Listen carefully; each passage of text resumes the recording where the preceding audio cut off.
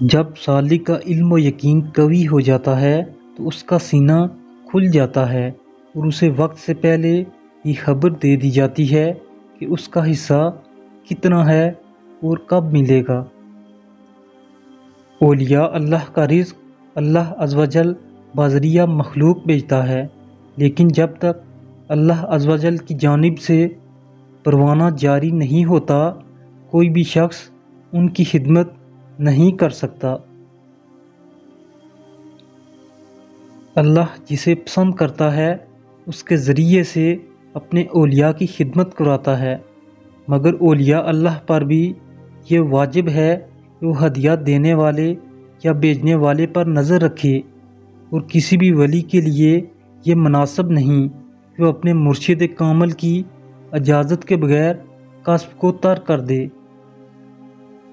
جب طالب مولا کو وصال الہی نصیب ہوتا ہے وہ ترقی کر کے مقام استقامت پر فائز ہو جاتا ہے، اور اللہ عز و جل اسے اپنی بارگاہ میں کوئی خاص عہدہ مرتبہ عطا کر دیتا ہے۔ سالک جب فقر کی سیڑھی چڑھتا ہے تو اللہ عز و جل اسے حقیقی علم عطا فرماتا ہے، اور پھر مرشد کامل اسے علم معرفت عطا فرماتا ہے اور اسے نورانی لباس زیب تن کرواتا ہے۔ جب سالک اپنی ہستی سے فانی ہو جاتا ہے تو پھر وہ ذات حق کے ساتھ باقی رہتا ہے اور اس میں تمام صفات الہیہ کا ظہور ہو جاتا ہے۔ اللہ عز و جل اس سے دور ہو جاتا ہے۔ جس بندے میں یہ دو چیزیں ہوں، یعنی جب بندہ اللہ اور حضور کریم صلی اللہ علیہ وسلم کی اطاعت چھوڑ کر دنیاوی لذات اور دوسری شہوات میں مشغول ہو جاتا ہے۔ سالک کا حال جب کمال تک رسائی حاصل کر لیتا ہے تو وہ صفات الہیہ سے مشرف ہو جاتا ہے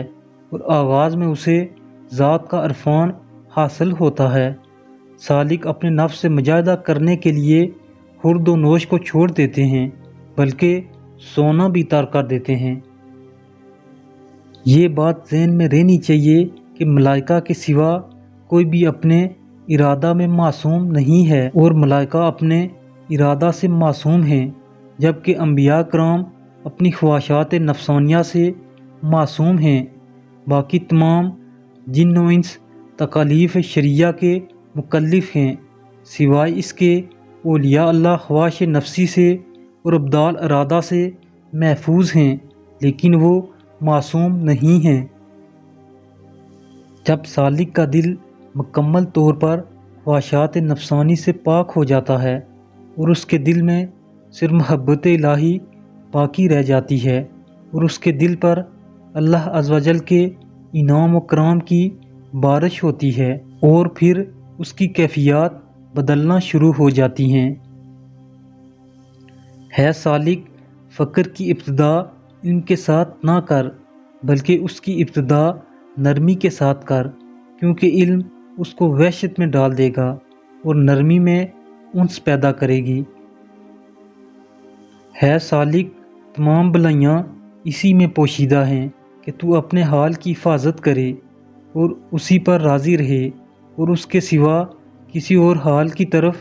التفات نہ کرے۔